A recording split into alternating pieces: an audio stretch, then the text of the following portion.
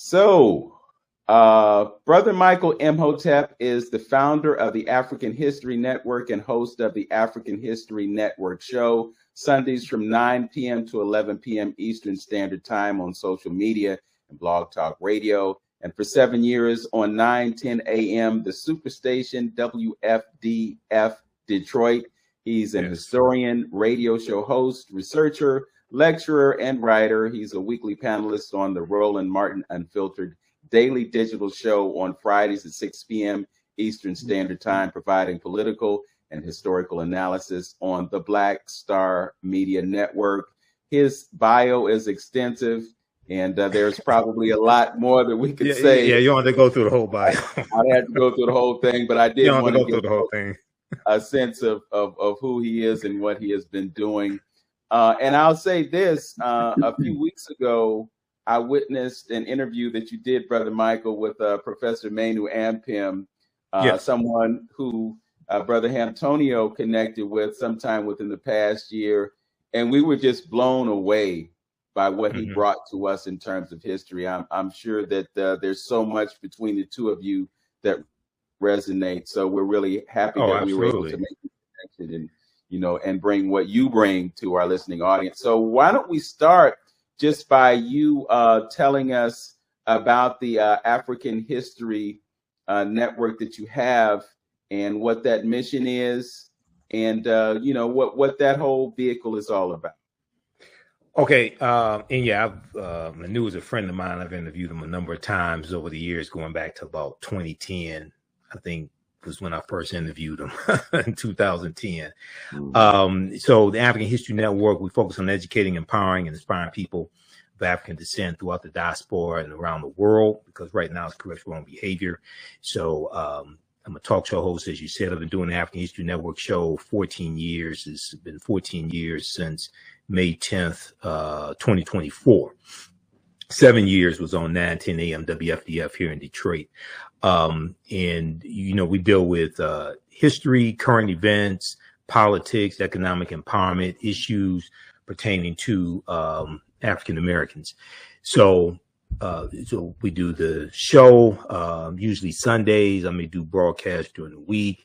I edit excerpts of my appearances in different media platforms. So we have all that. People can go to our website, AfricanHistoryNetwork.com, AfricanHistoryNetwork.com. Also follow me on Facebook, The African History Network on Facebook, and Michael Imhotep on YouTube. Okay, so this is, dealing with, and I've interviewed a number of scholars over the years. Some of my teachers, Dr. Leonard Jeffries, Professor James Small, Professor Kaba Kamene, had Dr. Claude Anderson on the show over the years as well. People like Runoko Rashidi before he passed away. We have I've interviewed a number of different scholars who are ancestors now. Dr. Francis Cress Welsing, Dr. Richard King, Dr. Fukiao. So it's so many people. We've had probably maybe about 1,500 episodes of the show. So it's a lot of work, but this is something that's needed, and we're focusing on, as I say in a lot of my lectures, because I do lectures also, this type of information has to bring about behavior modification. That's why our motto is right now is correct wrong behavior. It's not about debating people. I tell people, we don't learn all this information to participate in some black version of Jeopardy. Okay, to see who can memorize the most facts and figures and win a prize at the end of the TV show. No, this information has to bring about behavior modification. Right now, it's correct wrong behavior. If you become quote unquote conscious, and the term is problematic, but if you become quote unquote conscious, but your behavior doesn't change, what's the point? What's the purpose? Okay, so that's in a nutshell some of what we do. Okay. Well, I have to tell you that many of the folks that you mentioned are folks that we've had on our broadcast as well. Oh, yeah. A lot of it is due to relationships that Brother Antonio has with many of these folks. We've had Dr. Jeffries on. As I mentioned to you yesterday, we had Dr. Malefi Asante on. Oh, me. I've had Malefi on too. Yeah. Yes. Yeah. Tony Browder, Malefi. Yeah. Yeah, Tony, and he's been here. I mean, some of the folks that you mentioned are folks that we've actually brought to Cleveland. And again, I'll tip my hat to Brother Antonio for what he did to make those things possible. But you know what it all really speaks to is the power of our intellect. I think that the most dangerous weapon in the face of what I call pseudo white supremacy psychosis, because I don't embrace the idea of saying white supremacy, because it's a fallacy. White people are not superior to black folk. And as a matter of fact, white people don't even exist if you want to look at it in a technical sense. You also mentioned that you deal with history, but you also deal with current events. And when I looked at I looked at your Facebook page and I saw a number of references to things that were going on. So I hope that we can expand our conversation, not just to history, but also to deal with some of the things that are going on in our country right now. For instance, we're in the midst of a political season. And if you look at the stuff that's coming back channel, there are rumblings that Joe Biden is not going to be running for president in 2024, but there's actually a shadow candidate that's being groomed right now.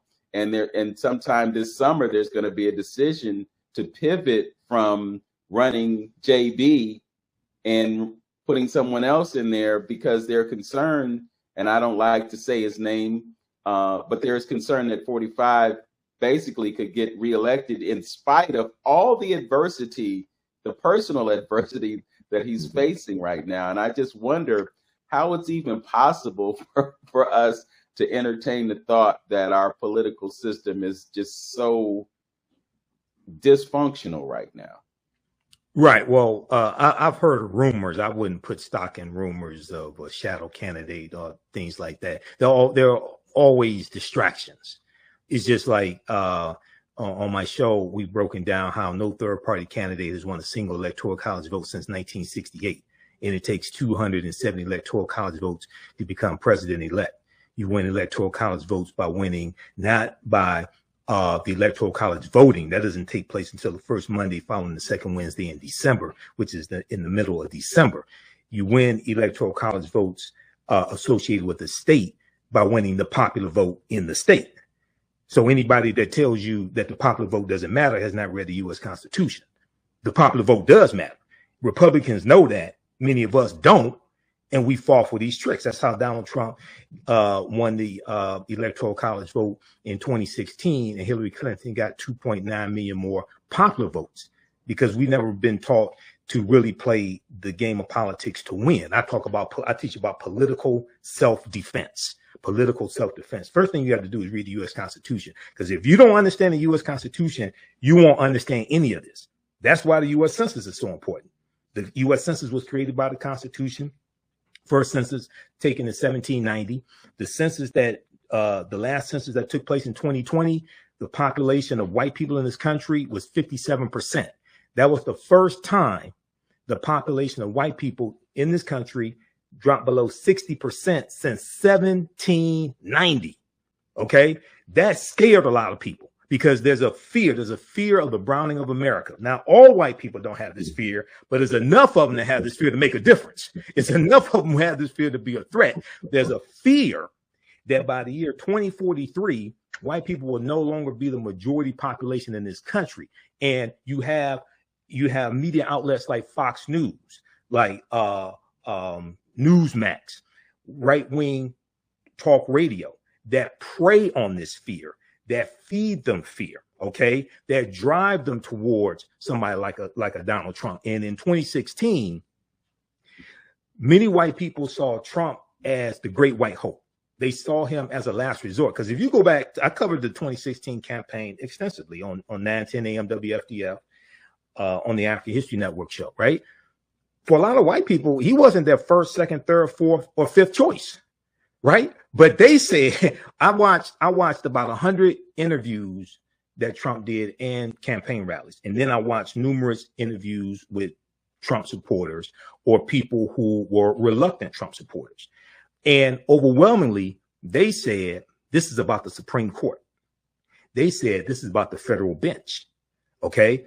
Well, for many of us, we haven't don't really understand that the president nominates Supreme Court justices, which are lifetime appointments, and the president nominates federal judges. Federal judges are confirmed by the U.S. Senate.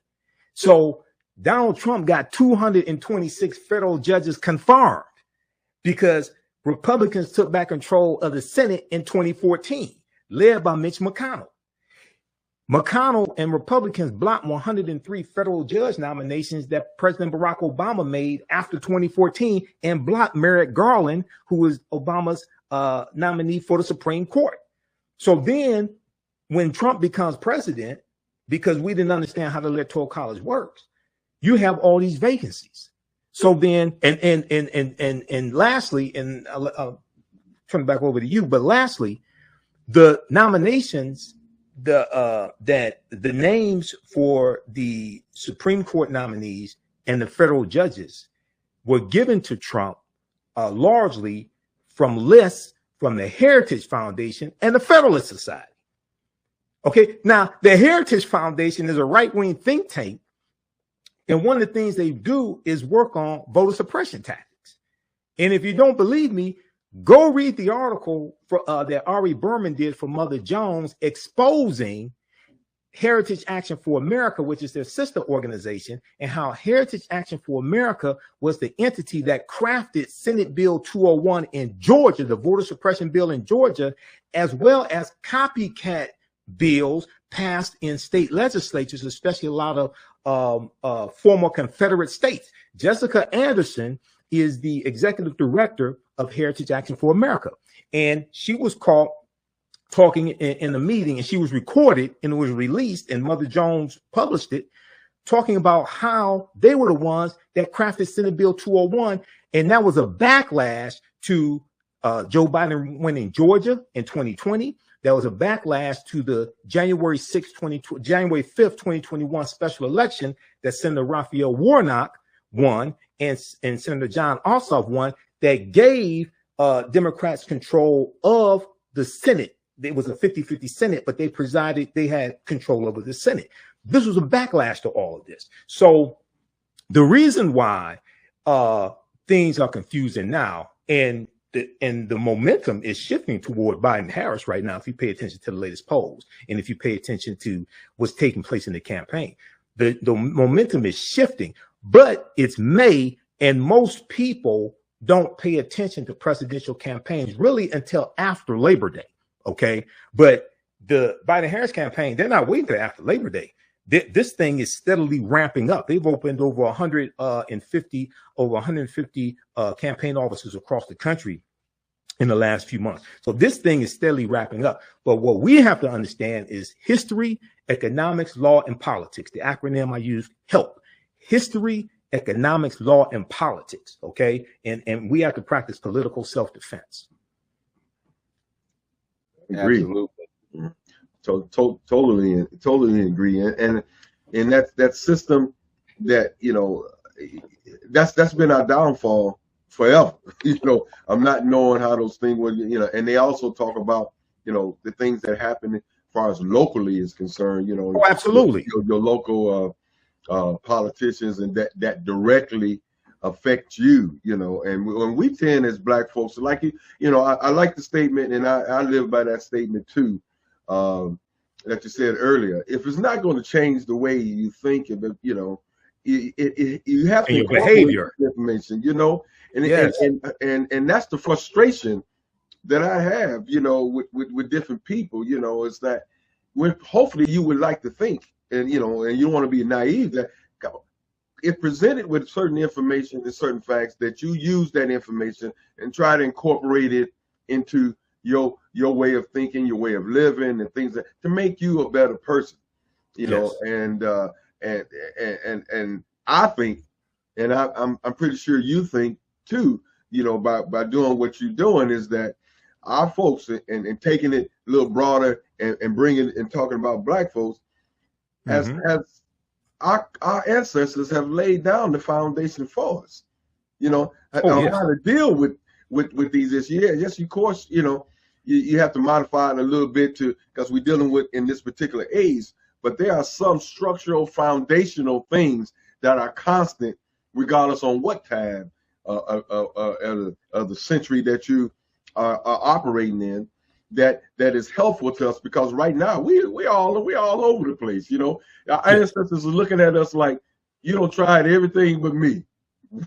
When you gonna try me? And you see this not working for you, because they, you know, with this whole universal principle piece and understanding balance like that, just those little principles alone of dealing with balance and understanding that kind of harmony, it would do so much for Black folks just by understanding that piece as well. You know, real quickly, you know, how we look at the whole religious piece, that how the system that we got set up in America.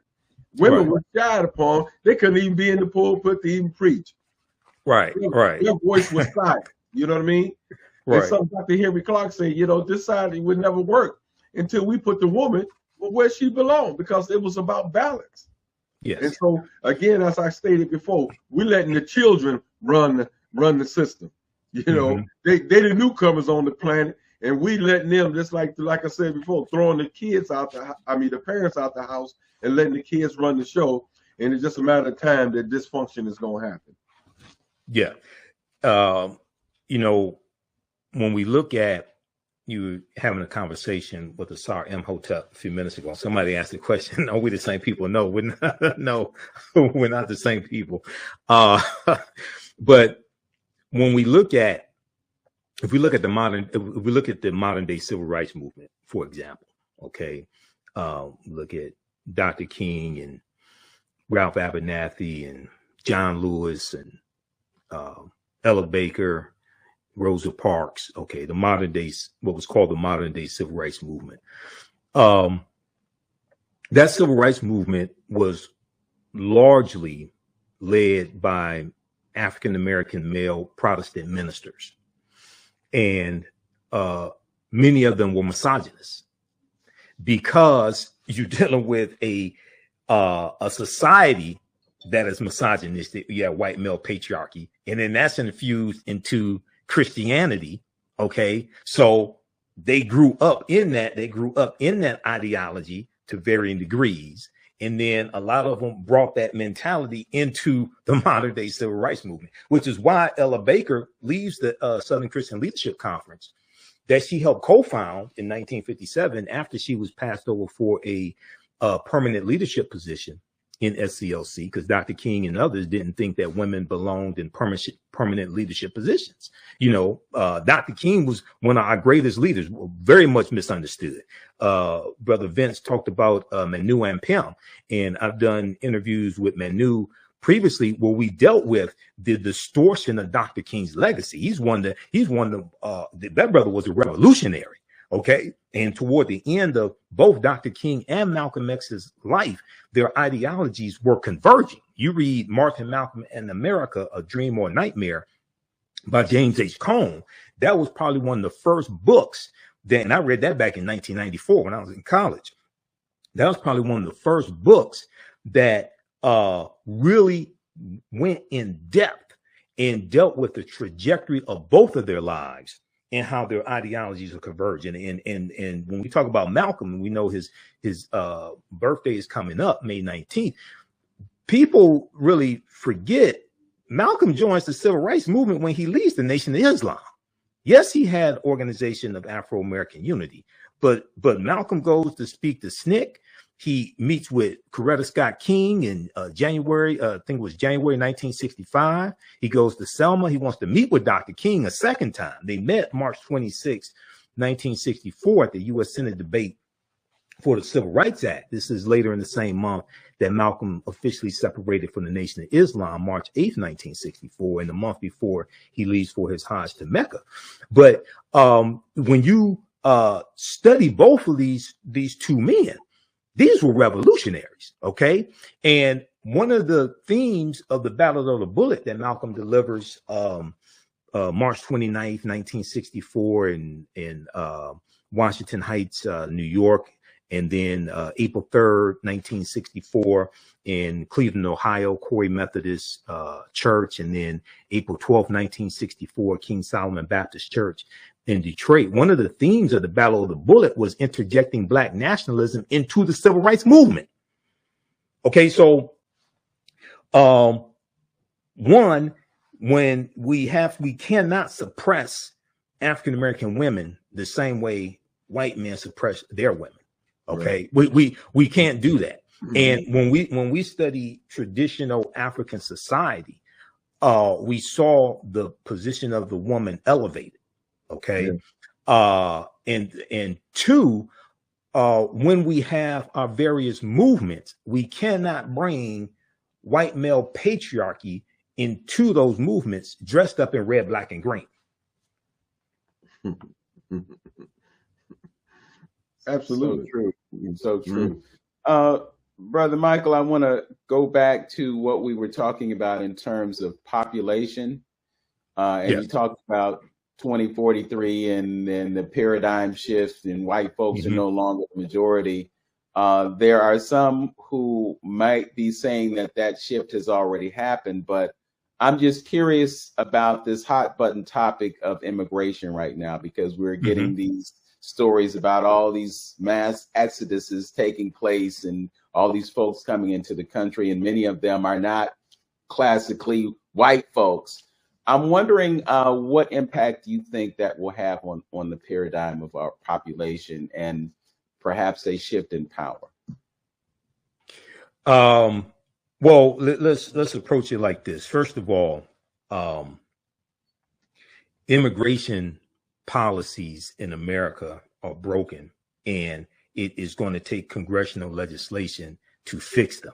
Now, you had the strongest immigration bill that would have been passed in at least 30 years that was just killed by Donald Trump because he didn't want to give Joe Biden a win, and he wants to run on immigration and the border and broken immigration policies, because this is Donald Trump's stay out of prison tour. This is why he announced he was running for president so early, okay? Because he wants to be immune for prosecution. He wants to be able to appoint an attorney general who will kill any federal prosecution against him and his cronies. Okay, so if you're so concerned, they talk about fentanyl coming across the border illegally. They talk about undocumented immigrants coming across, things like this. So if the border was such a problem, why did you tell Republicans in the House to kill the border bill? And Senator John Langford of Oklahoma,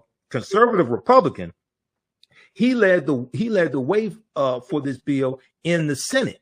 And he said, even if Trump is nominated, and other Republicans said this as well, even if Trump is reelected and Republicans maintain control of the House and gain control of the Senate, he said, you're not going to get a stronger immigration bill. Okay, so you have, and the other thing is, I tell people, if you want to stop undocumented immigration, if you want to really crack down on it, first thing you should do is stop eating food that you did not grow yourself, because most likely somebody undocumented was involved in that food getting to your plate. Okay, number one. Number two, when we look at this as a system, right? White supremacy pits groups of oppressed people against each other to fight one another so that the 1% or 5% or 10% can maintain power and manipulate everybody. Okay. This is something that's very, very important to understand, because people will target people leaving other countries coming here because they either are facing political persecution in their countries, because of climate change in their countries, devastating vegetation, okay, or because of other reasons, right? What they don't focus on is, and I think it was Vice.com had an article about this maybe 5 or 10 years ago. When we look at Central America, the U.S. has been involved in shaping policies in Central America that have helped create the condition that a lot of people from Central America are fleeing. Come on. So then they come to this country, and then you blame them, but you don't look at the conditions that were created that they're fleeing from. Like when Guatemala, when the CIA helped overthrow the Guatemalan democratically elected Guatemalan government, I think it was 1954. Okay, and then Donald Trump, like in 2016, he loved to talk about the gang.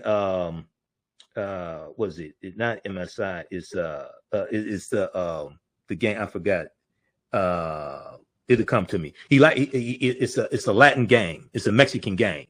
He loved to talk about. Okay. And that became like the poster child for MS-13. I think I think I know you're talking about. Yeah, MS-13. He loved to talk about that gang. He didn't tell you that gang started in California in the 1980s and then went into Mexico. Okay, he didn't talk about that at all. He just says, "Oh, this is a Mexican gang and they're committing all these crimes." So yes, you need new immigration laws. Yes, you do. Okay, but at the same time, we have to understand how non-white groups and even some white groups, because so Vince talked about you really don't have anything called white people. Okay, so let's deal with that term white. The term white started being used basically about 1681, starting in the colony of Virginia, after Bacon's Rebellion of 1675 and 1676 in the colony of Virginia. Now, this is before you have what's called the United States. You still have colonies. This is before the Articles of Confederation. This is before the U.S. Constitution, the Philadelphia Convention, 1787. The Bacon's Rebellion was led by Nathaniel Bacon, who was a European white man, Englishman, and he was a tobacco plantation owner. All right, his rebellion consisted of about 500 African Americans. So you had some free African Americans, you had some who were enslaved, you had white indentured servants, and poor whites. They united in this rebellion against the ruling elite in the colony of Virginia, against the wealthy plantation owners, because they understood that they were all being exploited by the same 1%.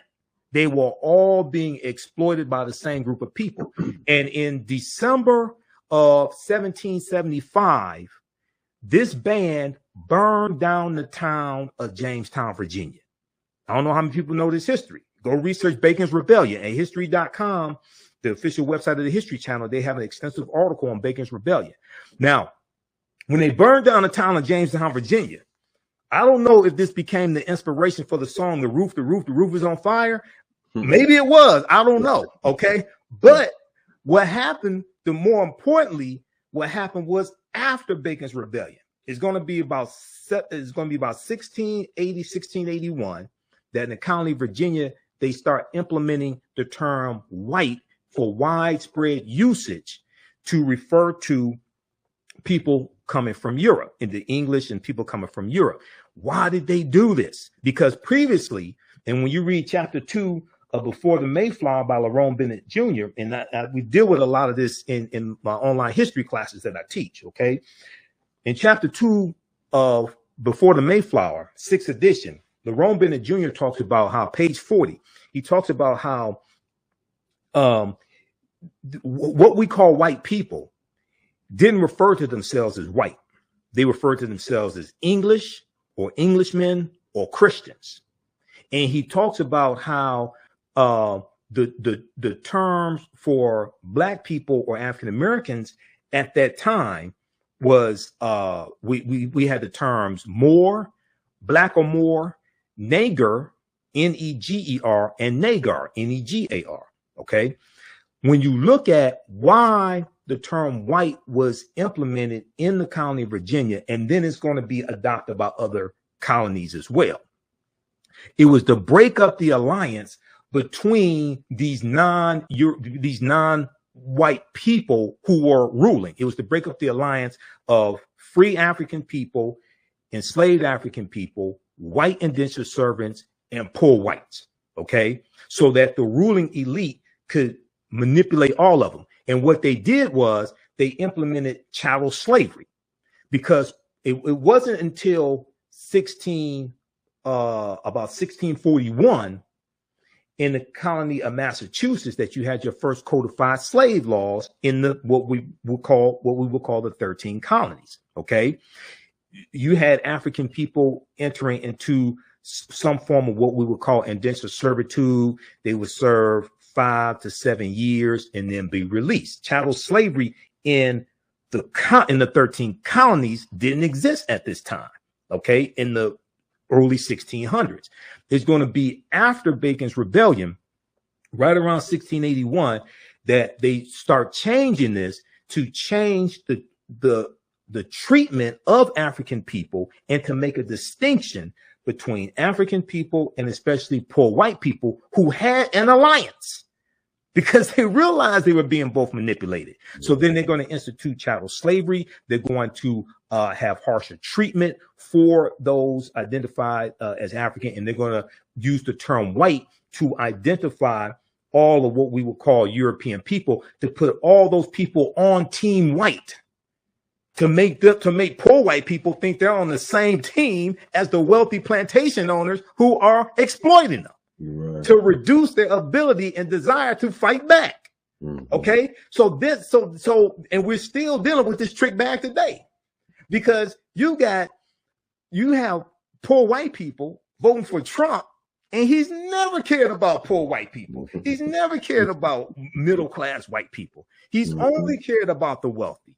And he just had a campaign meeting with wealthy billionaires. And he's asking them for $1 billion, and he's telling them he's going to reverse Biden's climate change laws, his climate change policies. He's going to reverse all that. New York Times has an article about this. Okay, so people have to, I haven't followed any of this Drake Kendrick Lamar beef. I don't know what the hell they're talking about. Okay, but I can tell you what's going on with this. I can tell you what's going on with things that are going to have consequences for us. All right. If people want to follow entertainment, okay, that's fine. But I don't know what they're talking about. But I can tell you what's going on with this that's going to have a direct impact on our conditions. Come on, bro. Yes. This type of information, you can support the African History Network a few ways. Be sure to register for the online history classes that I teach on Saturdays. Ancient Kemet, the Moors, and the Ma'afa, understand the transatlantic slave trade, where they didn't teach you in school. Visit our website, AfricanHistoryNetwork.com, AfricanHistoryNetwork.com. We do thousands of years of history and what leads up to the transatlantic slave trade taking place. This is a 10-week class. We're doing more than 2 weeks this time around. Next classes are Saturday, May 4th, Saturday, May 11th, Saturday, May 18th, and Saturday, May 25th, 2024, 2 p.m. Eastern Standard Time. Click right here to register here for the class. The class is on sale $60, regularly $130. We do the sessions live. All the sessions are archived and recorded. You can go back and watch it any time. So a year from now, 2 years from now, you can still watch the entire course. We have the lesson plan here for the entire course also already laid out, so you can look at the content that we cover. We deal with 80 to 100 articles, and I put together this class. I've been teaching this class on and off since 2017. Okay, I've been studying history 34 years now. Do lectures across the country. Been hosting the African History Network show 14 years. But we look at there's over 200 slides that I put together, 80 to 100 articles that we'll go through and look at. The 15 books that we reference. You don't have to buy any of these books to follow along in class. I'll show you excerpts of the books on the screen usually. And we look at video clips of interviews I've done with historians like Professor James Small, Professor Kaba Kamene, Anthony Browder, who wrote Nile Valley Contributions to Civilization, which is one of the books we use in the class, Runoko Rashidi, who wrote Black Star, The African Presence in Early Europe, which is another book that we use in the class. Okay, so you can register for this. This content is PG-13. You can use this information with your children as well. Visit our website, AfricanHistoryNetwork.com. AfricanHistoryNetwork.com. Okay, and we'll post the link here. The link's in the thread of this broadcast. And you can support us through PayPal and Cash App, $the AHN Show through Cash App, $the AHN Show through Cash App, and through PayPal, paypal.me the AHN show. So we have the information right here on our website as well. This is our official Cash App account, $ the AHN show, SHOW. When you go to it, it'll say Michael and show my picture there. These are fake African History Network Cash App accounts here that have been stealing money from us. There are a few other ones out there I've identified. I'm still trying to get them shut down. You can click right here on our link and it shows our QR code, okay, for Cash App. This helps us stay on the air, keep doing the research, pay some of the bills, etc. Upgrade equipment, take care of what needs to be done. Absolutely. You know, one second, Vince. I was when you said a couple of things, and I mirror a lot of that what you said, and I try to talk to people about this whole immigration piece. I'm just gonna step back on that real quick about people coming over here, and I don't even know why black folks even taking on a charge, or even talking about immigration like it affects them. You know, because a lot of the jobs that they do, and we, you know, like you said, we're not out there trying to do it anyway. But the question I want to ask, and we tend not to pay attention to directly and indirectly, our involvement in these particular countries that are causing them to flee. See, we never think about, you know, we sitting here in the belly of the beast, and not really recognizing these tentacles that are out there manipulating everything. That's why, you know, Vince brings it up all the time, talking about BRICS. The reason you got a BRICS is that they've been weaponizing the dollar, and folks tired of getting their behind beat with the weaponization of the dollar. So they're looking at another alternative, and this is why. So the question I want to ask, and what people should look at, would these people leave their country and come here if we wasn't involved in some of the dirty dealings that we're dealing with in their country that's causing them to flee? Because I truly believe a lot of them wouldn't want to give up their homes. They would want to stay in their culture, to stay in their way of life of doing things. Because when you want to look at it, all they're doing is come for economic reason, because there's really nothing culturally and spiritually that's in this country that would drive them away from their culture to want to come here. If their conditions, the question I would ask, if their conditions was okay, if they was living okay in there, nobody was bothering them, would they leave their country to come to here? That's the question. Well, when we look at, and I'm posting some articles here, hopefully you can share them, because I'm posting articles to back up what I'm saying. One, they're looking for better ways of life. It's not just economic. It's partly economic, but also many of them are fleeing various types of political violence, rapes, murders, things like this. Also, you have some that are victims of political persecution. So they're coming here because you have, you know, more freedom of speech. You can publicly criticize the president and not end up in prison. Now, we don't know what happens if Trump becomes president again, but you can. So you have those freedoms here.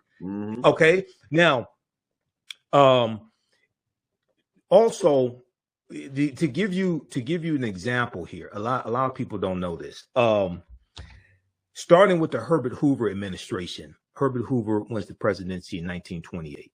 Okay, he serves one term, mishandles the Great Depression, and President and Franklin Delano Roosevelt is elected in the 1932 presidential election.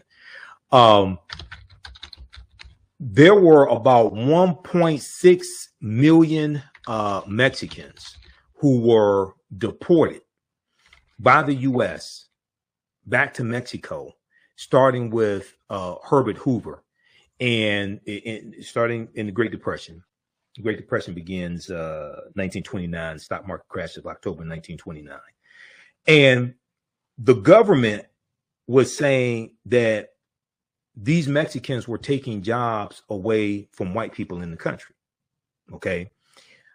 About 60% of the people they deported were born here legally, were actual U.S. citizens, but they got lumped into this. And when we look at the analysis post that event happening, because it starts with Herbert Hoover, it's going to continue with President Roosevelt. Okay. when you look at the analysis decades later, they talk about how, okay, they didn't take it to the account that they were actually contributing to the GDP. Those Mexicans that you deported were actually producing services, producing goods. They were actually contributing to the GDP, which created jobs. But they just focused on falsely, oh, they're here, so they're taking jobs from white people. Okay. Now, this is taking place in the 1930s and going into the 1940s. And this was the sentiment. All right. But and they overlooked the fact that about 60% of people they were deporting were here legally.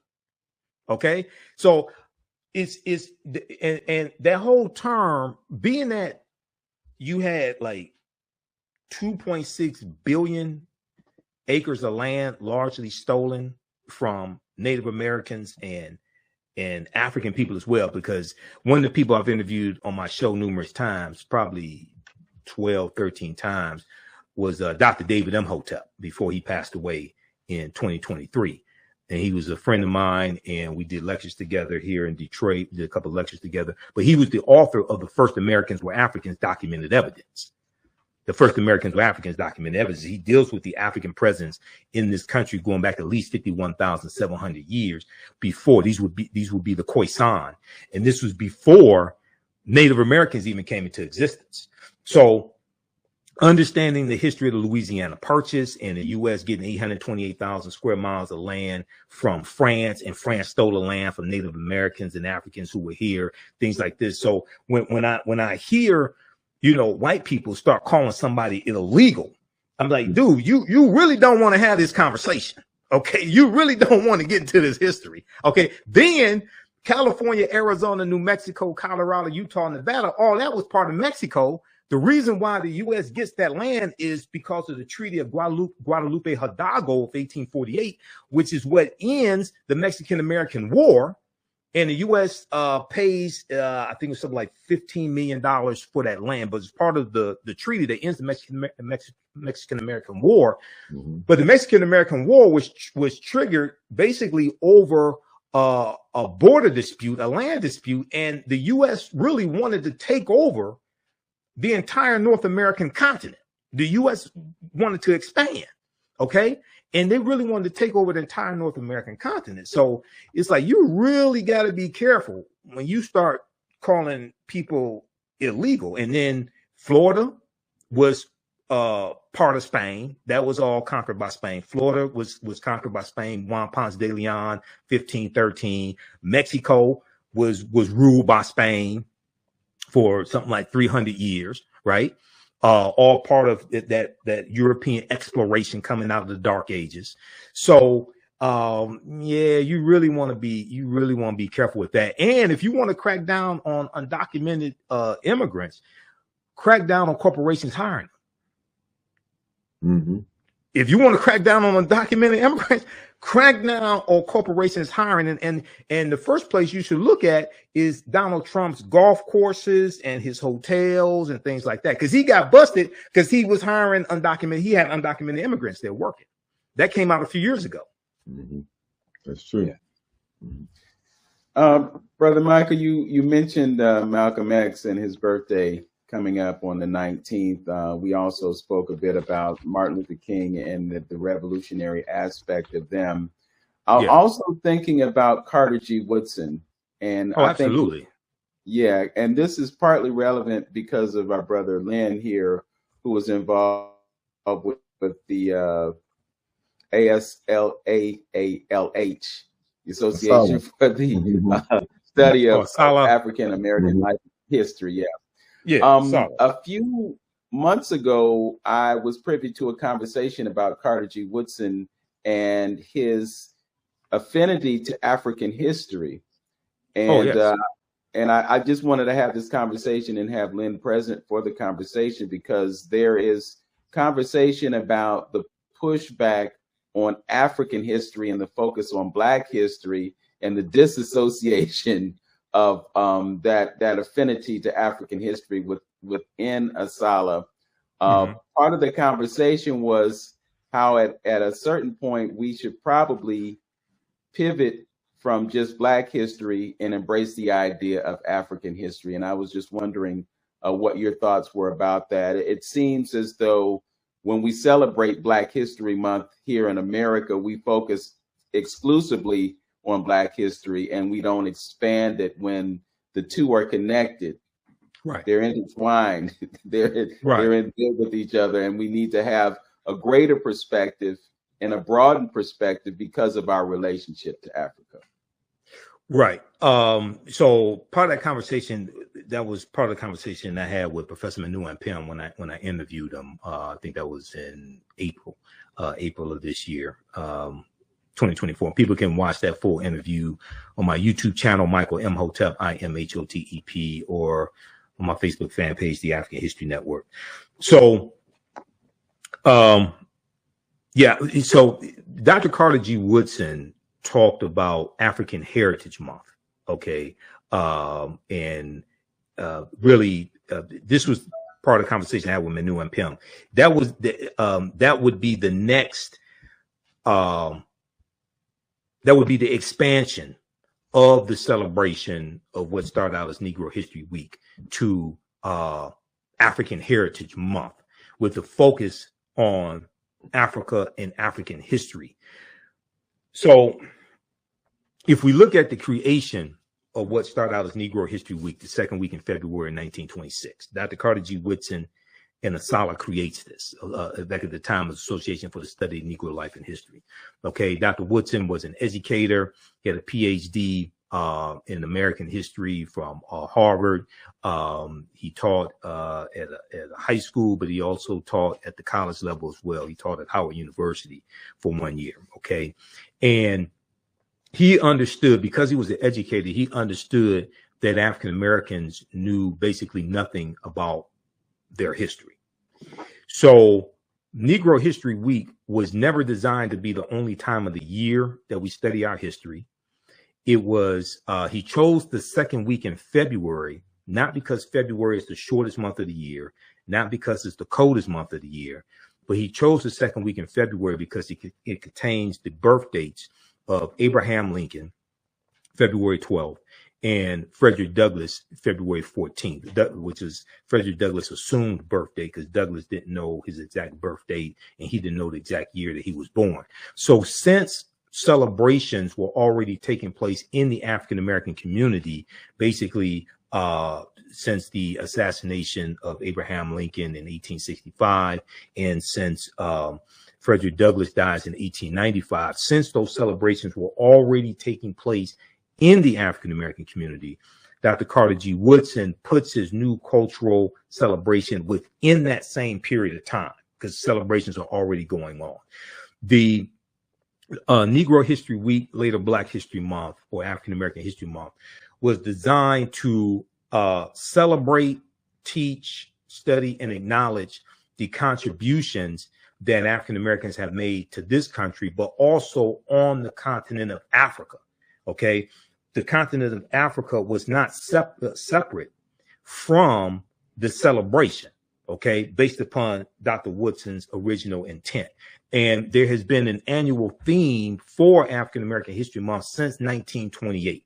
The annual theme is designed to give purpose, to give direction in how you celebrate, what you study, things like this. So it's not saying this is the only thing that you can study, but it gives purpose and direction.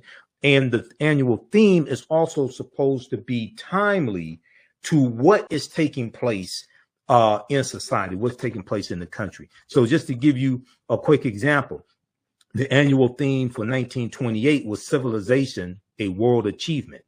1933, Ethiopia meets Era and Truth. Ethiopia meets Era and Truth. 1935, the Negro Achievements in Africa. The Negro Achievements in Africa. 1936, African Background Outlined. 1960, now he dies in 1950, okay? 1960, Strengthening America Through Education in Negro History and African Culture. 1971, African Civilization and Culture, a Worthy Historical Background. So Dr. Woodson did extensive research on Africa, African history. He wrote his last 3 articles. He wrote with dealing with Egypt, as Professor Manu Ampem talked about. He talked about how Kush and Ethiopia were the precursors to Egypt. These are the mothers and grandmothers of Egypt. So he's steeped in this history. The criticism Professor Manu Ampem had of Asala today is that Asala largely embraces the African-American history, largely to the exclusion of the African history. And what Woodson is saying is that you have to study all of this together, okay? You can't just separate African-American history from African history, as well as in African history connects you to the history of African people throughout the diaspora.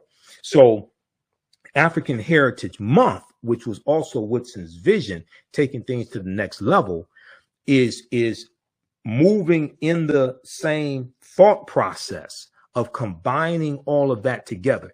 And one of the biggest problems I have with the way Black History Month or African American History Month is celebrated across the country. It should be celebrated. It should be, we should have celebrations. We should recognize it and participate in it. But most people who participate in these celebrations, and I would say even organize these celebrations, the majority of them, have never really studied Dr. Carter G. Woodson and never studied the history of African American History Month and why it was created. So we get into, I oftentimes talk about how we don't have to keep recycling the same 15 to 20 sanitized Negroes every year, every February, because largely that's what happens. Or we get into these things that are like really superfluous, don't have substance, and people don't understand that African American History Month can be a very powerful tool to educate our people, but also educate America on history and the accomplishments, what African people have contributed to this country, but also to the world.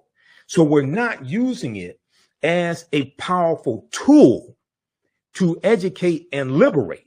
Okay, it becomes just a celebration. It becomes something, to do because it's February. If we don't do it, people are going to say we're not Black. So we're going to have some type of celebration. Okay.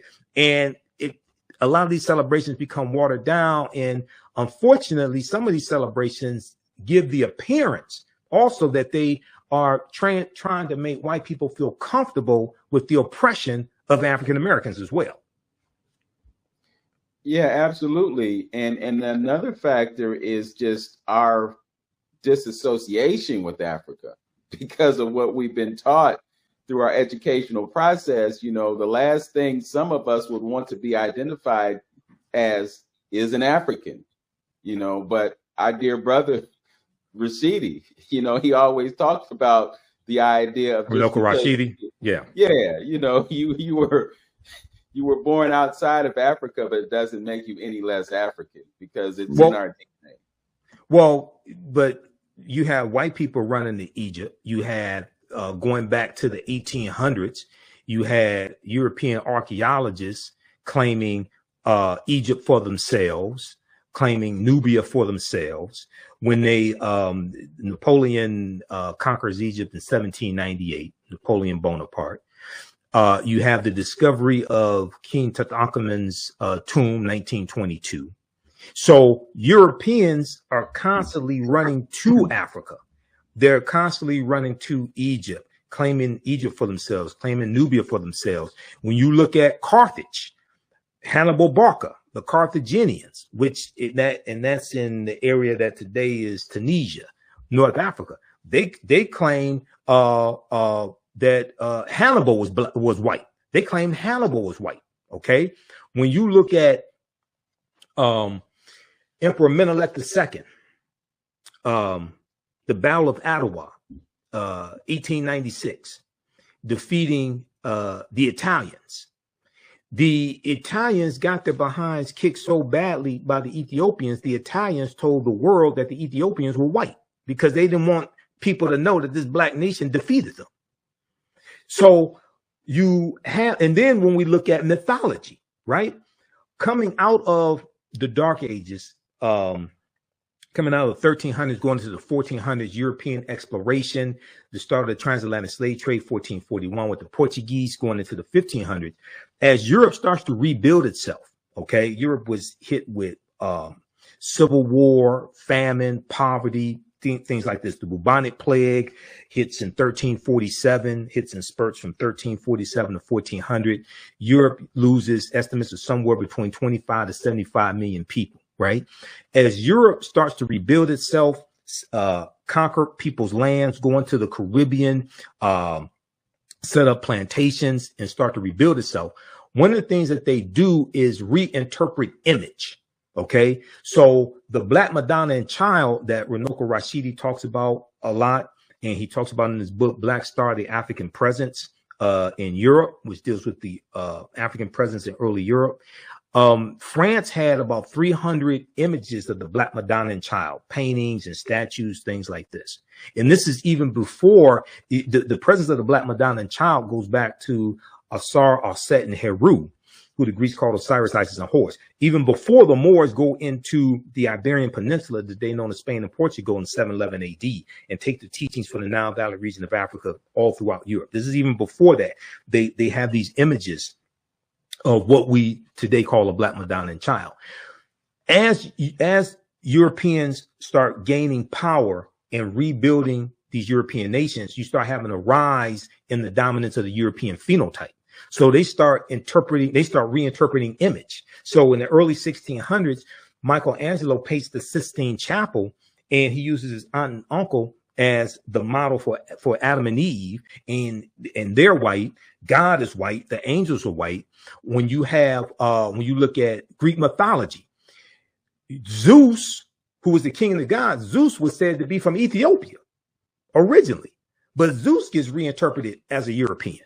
Hercules was black. Hercules gets reinterpreted as a European. So one of the things that they do with when you had a rise in these European powers is to reinterpret image. And then when you have European archaeology going in and making these discoveries in Egypt and Nubia, things like that, then they're going to say that these were brown-skinned Caucasians or something like that. But they wanted to totally separate Egypt from Africa and say, oh no, these are not black Africans because you enslaved black Africans. These are not them. This is something else. And they played the same trick with Nubia. Okay. They were saying, they tried to claim Nubia for themselves and say that these were some type of Caucasians or brown skinned Caucasians or something like that. But these weren't sub-Saharan Africans. These weren't black Negroes like the ones that we had enslaved for hundreds of years. This was something totally different. And what they do is they have to, in various ways, de-Africanize something to then elevate the value and importance of it so they can claim it for themselves. Mm-hmm. Now, if you like this type of information, you can support the African History Network a few ways. Be sure to register for the online history classes that I teach on Saturdays. Ancient Kemet, the Moors, and the Ma'afa, Understand the Transatlantic Slave Trade, where they didn't teach you in school. Visit our website, AfricanHistoryNetwork.com, AfricanHistoryNetwork.com. We deal with thousands of years of history and what leads up to the transatlantic slave trade taking place. This is a 10-week class. We're doing more than 2 weeks this time around. Next classes are Saturday, May 4th, Saturday, May 11th, Saturday, May 18th, and Saturday, May 25th, 2024, 2 p.m. Eastern Standard Time. Click right here to register here for the class. The class is on sale $60, regularly $130. We do the sessions live. All the sessions are archived and recorded. You can go back and watch it any time. So a year from now, 2 years from now, you can still watch the entire course. We have the lesson plan here for the entire course also already laid out, so you can look at the content that we cover. Yeah, that's like I said, that's a normal tactic that they control that narrative, and so therefore you tell the lie, and after time people begin to believe it, and so and you got to ask yourself, this superior race that we talk about, why is they're going around all over the planet taking our stuff? Why is all our stuff in Europe? You know what I mean? And right. And you haven't. You're talking about like treasures. You're talking about artifacts, things like that. Oh, yeah, absolutely. Yeah, they claimed it for themselves. Yeah, that brother Rashidi you the developers and the originators of all this stuff, but no place in your homeland do you have any of these, monumental structures there, but it's yours. And it's just like the Arabs over there. I never forget a tape that I got from Brother Quasi. And he showed, and I think Brother Pim talks about it as well, that the Arabs over there chipping the hieroglyphics off and selling them. And if that is sacred to you and that's your stuff, you're not going to defame it and do the things that you do to it. You know what I mean? Right. If it's your stuff. It's just that simple. And everybody knows it's a documented fact. You guys didn't come around to the 6th, 7th century over there as far as the Arabs is concerned. Yeah, 7th century AD. Yep. Yes, yeah. So my point is, why? If this all about superiority or keeping on with this old mirage about their presence of them knowing not even knowing where they come from, because they can't trace their lineage nowhere. You know what I mean? And so if this all a ploy, a part of the whole plan, because you got to stop at one point and ask yourself a question: why? Why are we going through all this time, money, energy to defame, to lie, to tell half truths, and do the things that they do, to cover up and not talk about our presence here in America? The things, us being here and things like that. Nothing not discovered until we go. Even though they may have another name for it, people living there, things, it don't matter. It's all about them. It's about the narrative.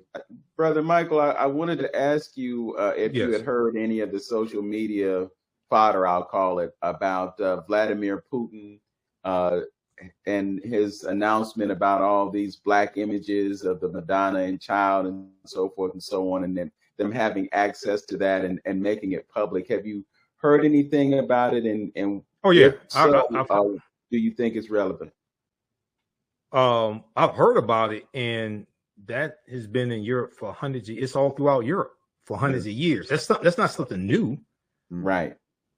Yeah, you're dealing with a former KGB agent. That's not something new. That I just told you. France has the most, according to Runoko Rashidi, France has the most number of images of the Black Madonna and child. That's at about 300.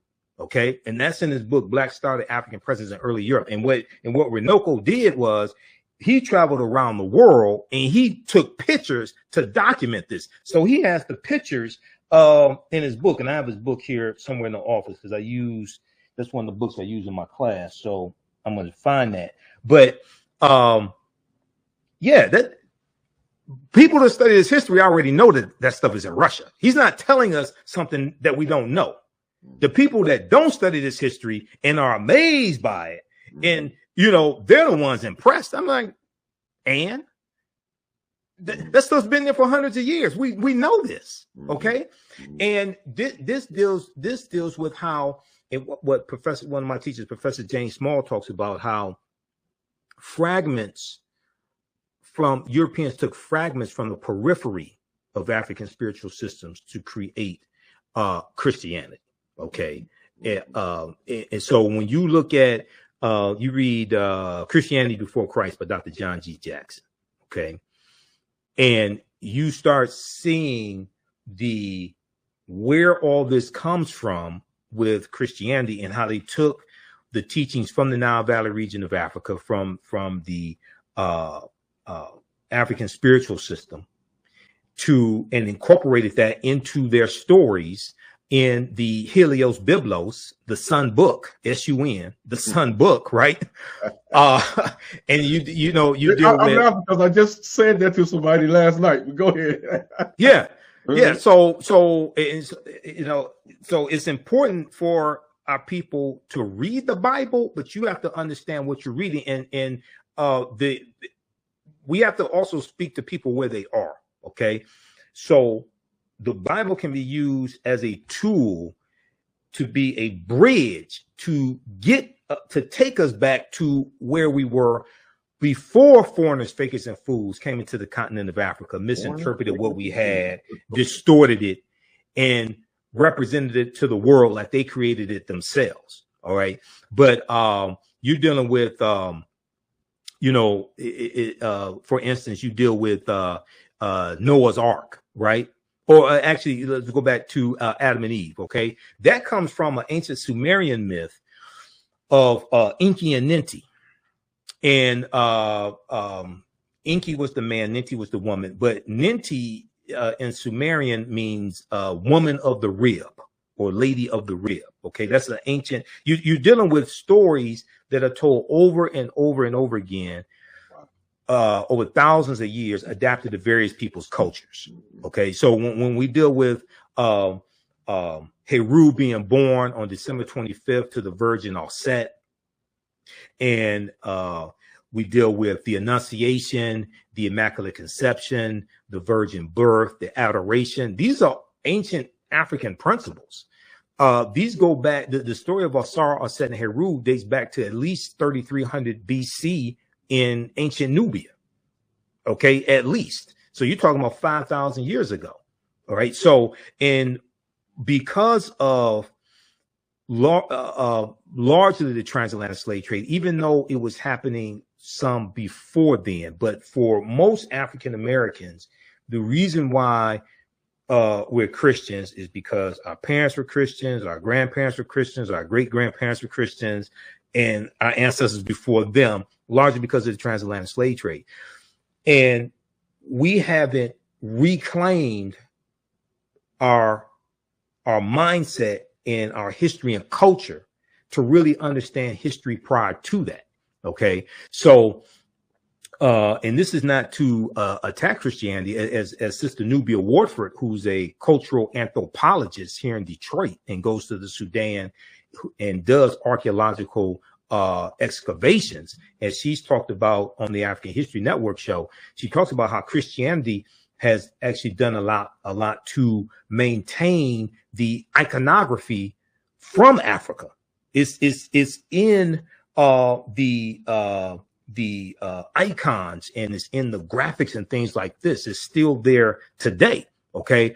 But a lot of the ideology is anti-African and has been used against us. Okay. So it's all in how the spiritual system or religion is used and whose cultural paradigm you're operating within. Mm-hmm. Yeah, that's real quick. It's funny, man. It's just a validation and almost a revelation, because what you just said, you know, about the similarities and where they got a lot of these stories. Yes. I was just telling somebody that last night. The same thing. Helios Billios. I'm saying, look, a lot of us marvel at what we may read in the Bible and Revelations and the prophesies.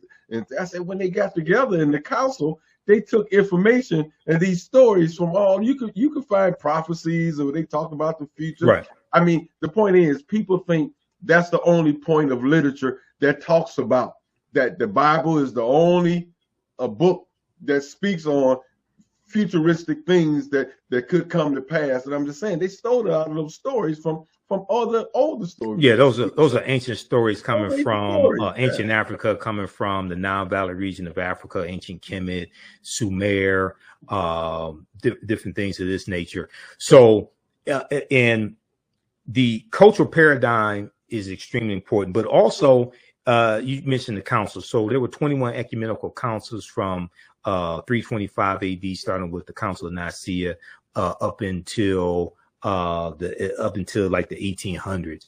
One of the councils, the Third Council of Trent, about 15, Third Council of Trent was about 1563 or so.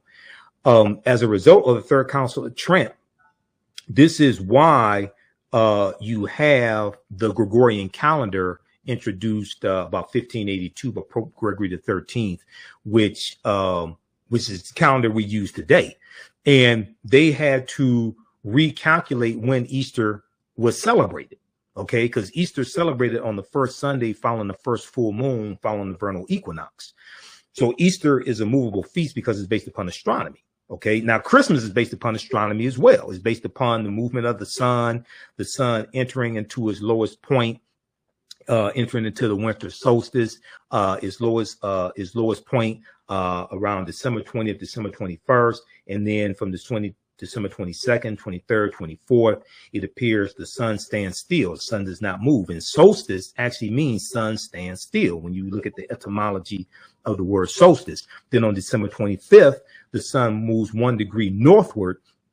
And December 25th marks a increase in the amount of sunlight each day, the duration of the duration of the amount of sunlight.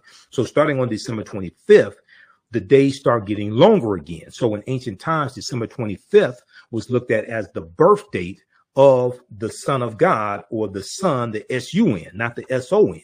Okay, so all this gets incorporated into these celebrations. It gets incorporated into Christianity, and Christ is a title, not a name.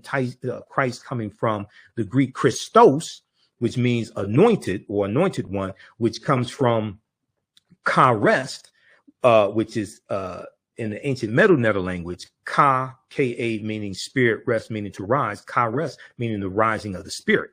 So all this comes from us. Mm-hmm. Okay, but we have to remember, we have to take back our minds, reclaim our history and culture, and see where all this comes from. Yes, agreed. I'm so glad that you put it within the perspective of Kemet, because, you know, when we look back at that original prototype of Asar, Aset, and Heru, you know, it's not uncommon to hear people talking about Osiris, Isis, and Horus. And I kind of well, that's what the Greeks call them. Right. That's exactly what the Greeks call them. Yeah, but they worship them too. And a lot of the Greek deities were influenced by deities coming from ancient Kemet. You know, as well as Roman deities also. They learned a lot of that from us. Okay, so we really have to take back this history. Now, because when we take back that history, everything else around us would change. And you have to have, you know, Dr. Leonard Jeffries and Professor James Small, when they teach as well as when I teach, they use what's called the pyramid principle. And I've modified it a little bit. So the foundation is African history and culture. African history and culture gives us our values, our interests, and our principles. This gives us a cultural paradigm that we see reality through. Okay, it gives us our history and culture, gives us our self-esteem, our self-development, our self-worth.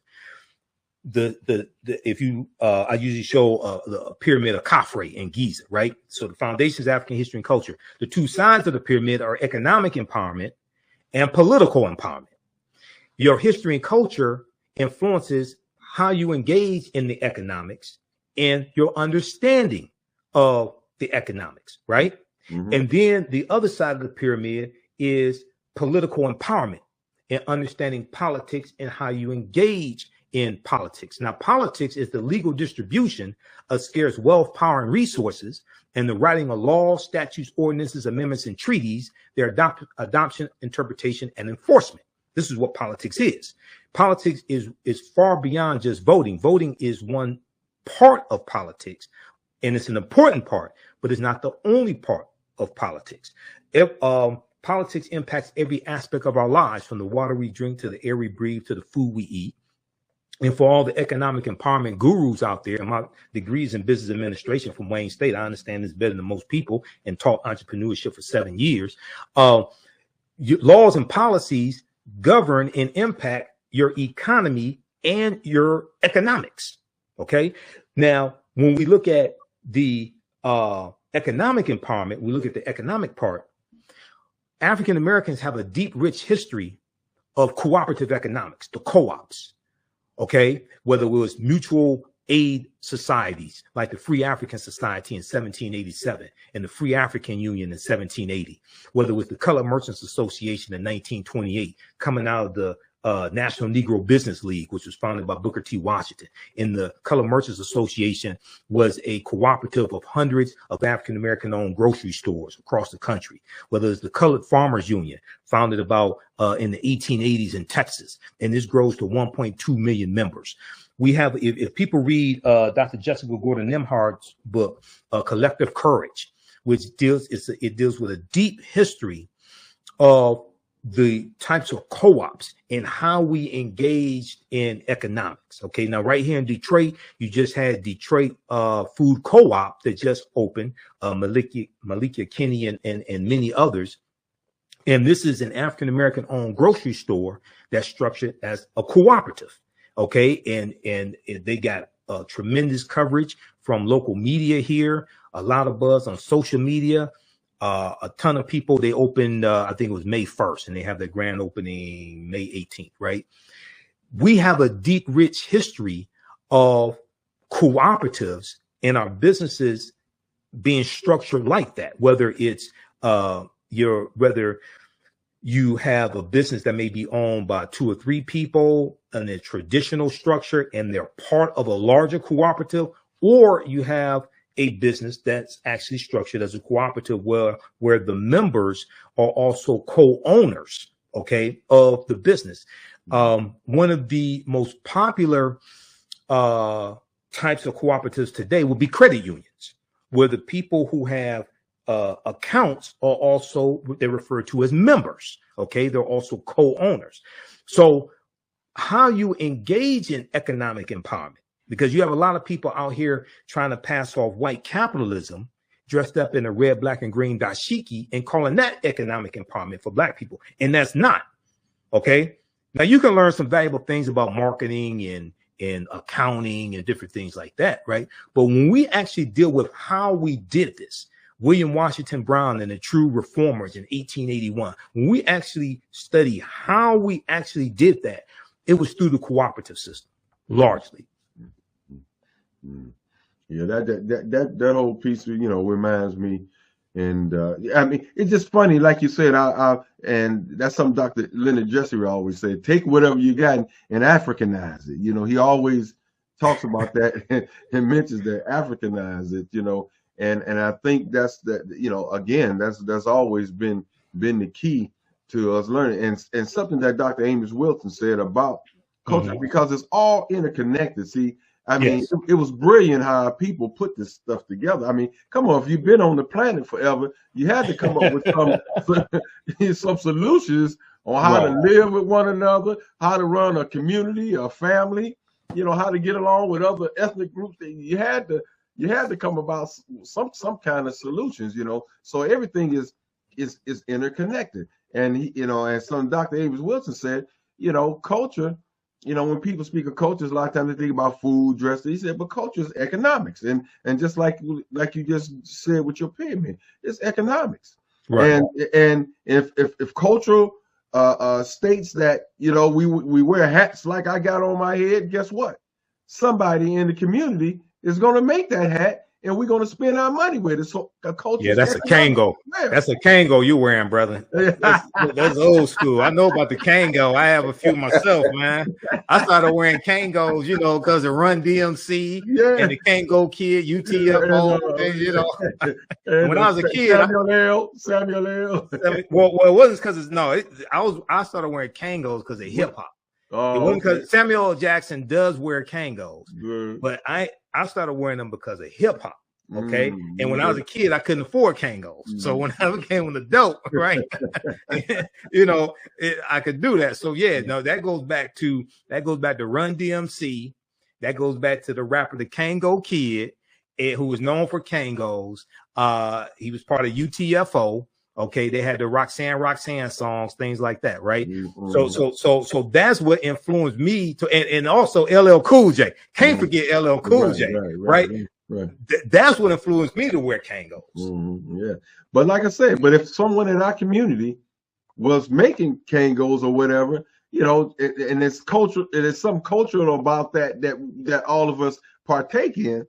Then culture is therefore economics as well. You know what I mean? And it's all interconnected, Right, exactly. Well, Brother Michael, I'm looking forward to our conversation next week.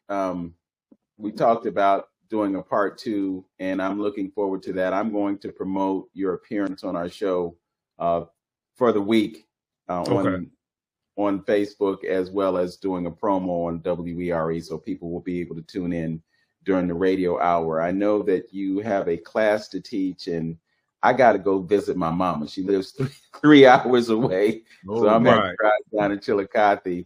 But I really sincerely appreciate your presence on our show today, and look forward to having further conversations to bring the knowledge that you bring. It's obvious to me that you have a passion for history. It's reflected in how easily you just recall these years and events and so forth. So Absolutely. I wish I was that good, brother. I wish I was. In the closing moments, if you would like to give us some more insight on your class and invite folks to the class that you're teaching. And I just posted a link here. So visit my website, AfricanHistoryNetwork.com, AfricanHistoryNetwork.com. I teach a class on Saturdays. Today is going to be 4 p.m. Eastern Standard Time. It's called Ancient Kemet, one of the original names for Egypt. Ancient Kemet, the Moors, and the Ma'afa, understanding the transatlantic slave trade, what they didn't teach you in school. So this is it's structured as a 10-week course, but we're going past 10 weeks. We have 4 sessions left, including today. We do the sessions live. All the sessions are archived and recorded. And when you go to my website, we have my class lesson plan there. For each class, you can download the class lesson plan as well. We do thousands of years of history and what leads up to the transatlantic slave trade taking place. I've been teaching this class since 2017, and it evolved because because of me doing my online radio show at the time, people had so many questions for me. Okay. Yeah. If you just scroll down, you'll see the information there, for the show. For the class. If you scroll down, people had so many questions, and they were asking me I was already doing lectures. They were asking me to teach classes. So we take you throughout history. We look at some ancient African societies, Kemet, Nubia, Ta-Nehisi, Ethiopia, things of this nature. And we try to go through history chronologically. And you keep going down because it shows the flyer and gives more information. It shows my class lesson plan. So we have classes May 11th, May 18th, May 25th, and June 1st. Okay. We do the sessions live. All the sessions are archived and recorded. You can go back and watch this anytime. So even after the class is over with, you'll still have full access. There are about 200 slides in the class. I put together the PowerPoint presentation. There are 80 to 100 articles that we look at as well. Okay. And there are video clips that we look at in excerpts of interviews I've done with some of our scholars, Professor James Small, Runoko Rashidi, Dr. Francis Cress Welsing, Tony Browder, Professor Kaba Kamene. So we look at some excerpts of interviews that I've done with them also. This content, and if you scroll down below the picture, below the flyer, shows my lesson plan. The content is PG-13. The content is PG-13. So you can use this content with your teenagers, with your youth. It's not overly graphic. I don't do a lot of cursing, anything like that in the class. Okay. And we also deal with what the Moors introduced into Europe and how all of this gets twisted around when the Moors go in and educate these Europeans, because everything basically we taught Europeans came back to kick us in the behind. Okay. And we're going to see how this leads to the transatlantic slave trade. And this really puts us on a trajectory to where we are today. When you talk about the Central American countries, when you talk about the Caribbean countries, things like this, a lot of those are going to be conquered by Christopher Columbus on his 4 voyages. When we talk about Haiti and what's going on in Haiti today, that was the island of Hispaniola. In the western third of the island of Hispaniola is where Haiti is. And then that's going to be conquered by the Spanish about 1492. But the French take over the western third of the island of Hispaniola in 1697. Okay. And it becomes a French colony. And then we know you have the Haitian Revolution beginning in 1791. So we start seeing how all this history is connected, and we can see all this going back to Christopher Columbus, European exploration, Europeans coming out of the Dark Ages. All right. So, and your understanding of politics is directly related to your understanding of history. They're both interconnected, interrelated. So visit our website, AfricanHistoryNetwork.com, register for the class today, and we'll see you in class today and the subsequent weeks. All right. Well, my brother, you laid it out for us today. Oh yeah. Oh, thank you. Thank you being here. And I don't know. I'm ecstatic. You know, I and Lynn as well. We always talk about the importance of history and knowing who we are, because you gain your power from self-knowledge, and Yes. they've done everything that they could to take our knowledge of ourselves away from us and prevent us from being effective in obtaining freedom. You know, the freedom starts here. So this is where the battle is taking place right now. It's a battle for our mind space. What Yes. we have to do is arm ourselves with knowledge, and from that we will derive the wisdom that it takes to be successful in life. Thank you for joining us on 360 Info Network. Thanks for having me. And we'll look forward to our conversation next Saturday. All right. Thank you, brothers. All right. Hotel. Peace. All right. And as always, know yourself, love yourself, and be yourself. Make today your absolute best day. Peace, everyone. Peace. Peace. If you like this type of information, you can support the African History Network a few ways. Be sure to register for the online history classes that I teach on Saturdays. Ancient Kemet, the Moors, and the Ma'afa, Understand the Transatlantic Slave Trade, what they didn't teach you in school. Visit our website, AfricanHistoryNetwork.com, AfricanHistoryNetwork.com. We do thousands of years of history and what leads up to the transatlantic slave trade taking place. This is a 10-week class. We're doing more than 10 weeks this time around. Next classes are Saturday, May 4th, Saturday, May 11th, Saturday, May 18th, and Saturday, May 25th, 2024, 2 p.m. Eastern Standard Time. Click right here to register here for the class. The class is on sale $60, regularly $130. We do the sessions live. All the sessions are archived and recorded. You can go back and watch it any time. So a year from now, 2 years from now, you can still watch the entire course. We have the lesson plan here for the entire course also already laid out, so you can look at the content that we cover. We deal with 80 to 100 articles, and I put together this class. I've been teaching this class on and off since 2017. Okay, I've been studying history 34 years now. Do lectures across the country. Been hosting the African History Network show 14 years. But we look at there's over 200 slides that I put together, 80 to 100 articles that we'll go through and look at. The 15 books that we reference. You don't have to buy any of these books to follow along in class. I'll show you excerpts of the books on the screen usually. And we look at video clips of interviews I've done with historians like Professor James Small, Professor Kaba Kamene, Anthony Browder, who wrote Nile Valley Contributions to Civilization, which is one of the books we use in the class.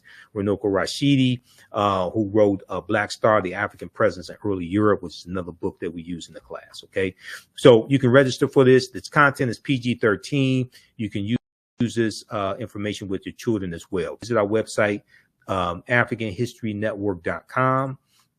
AfricanHistoryNetwork.com. Okay, and we'll post the link here. The link's in the thread of this broadcast. And you can support us through PayPal and Cash App, $ the AHN show through Cash App, $ the AHN show through Cash App, and through PayPal, paypal.me/the AHN show. So we have the information right here on the website as well. This is our official Cash App account, $ the AHN show, SHOW. When you go to it, it'll say Michael and show my picture there. These are fake African History Network Cash App accounts here that have been stealing money from us. There are a few other ones out there I've identified. I'm still trying to get them shut down. You can click right here on our link and it shows our QR code, okay, for Cash App. This helps us stay on the air, keep doing the research, pay some of the bills, etc. Upgrade equipment.